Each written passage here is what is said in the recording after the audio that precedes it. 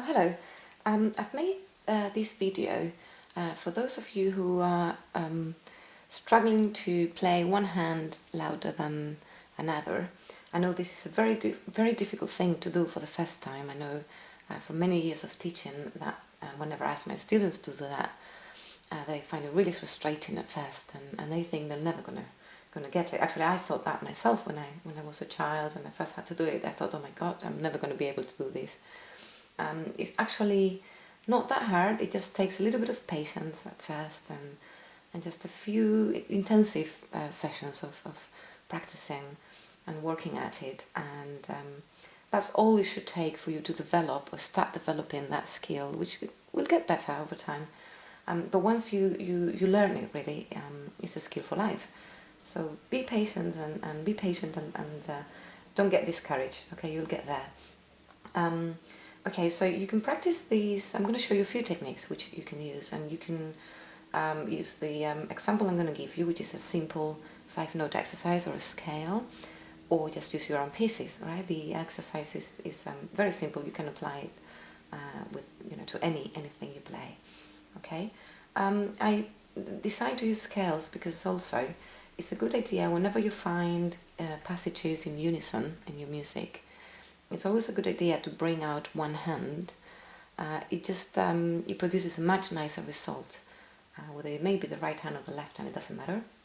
But of course, you know that in all the music you're going to play, most of the time it's the right hand that's going to be louder. But you need to be able to do the other way as well. Okay, so let's say we're going to play 5 notes in a C major scale. Don't worry about the turn, we're just going to do 5 notes. Okay, so the goal is that, to get the louder right hand and to get a louder left hand. Okay, so one thing you should try is first just play those notes on your right hand at a moderately loud dynamic, say MF or F. Okay, and be aware of how it feels to produce that tone. And then on the left hand, you play silently on the keys.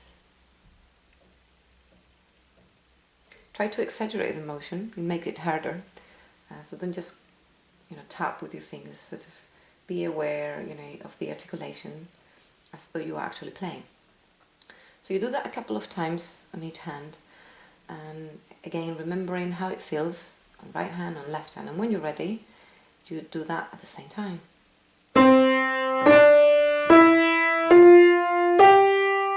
Okay, and just try that a few times, and then try it ascending, descending,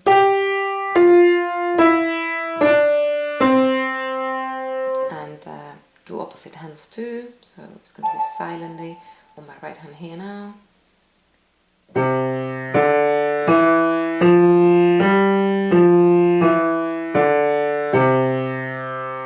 Okay, so it may be a little bit hard first. You may produce some sounds on the left hand. It's okay.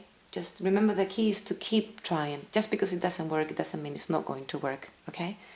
And another technique which I find is very useful as well is to play the notes almost together, but not quite together. So say I'm going to play, try to keep the range pretty wide. So let's say it's going to be very loud forte on the top hand and piano or even pianissimo on the left, and you play the right hand note followed by the left hand note as close together as possible, but it doesn't matter how far apart. Okay, so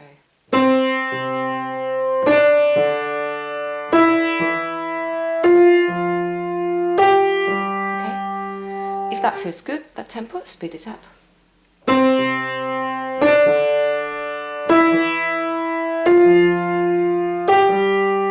Okay, this is with breaks in between the notes, which I think help, but you don't have to have them. Maybe you can break there.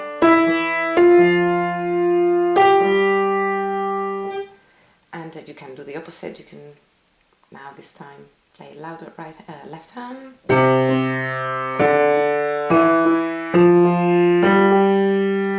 Okay, and then progressively, as I said before, you will be playing them closer and closer together until you play them pretty much together. Okay,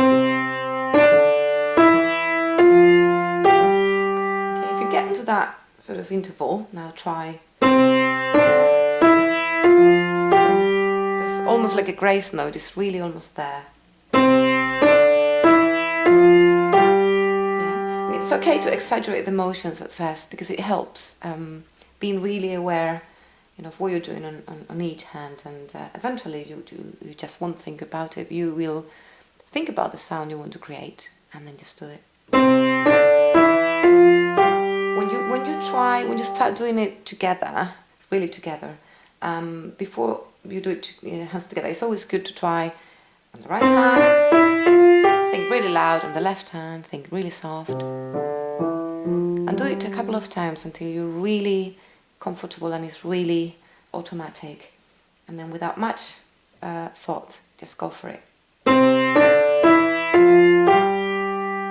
Okay, and of course I'm not saying that after practicing in this way for half an hour you're going to become a master of playing loud and soft, but you'll be a long way ahead. I mean, it's a skill that requires a little bit of time, so really just keep at it, and I promise you that if you practice these exercises for about a week, you'll notice a big difference. Okay, well, thanks for watching, and I really hope that was helpful.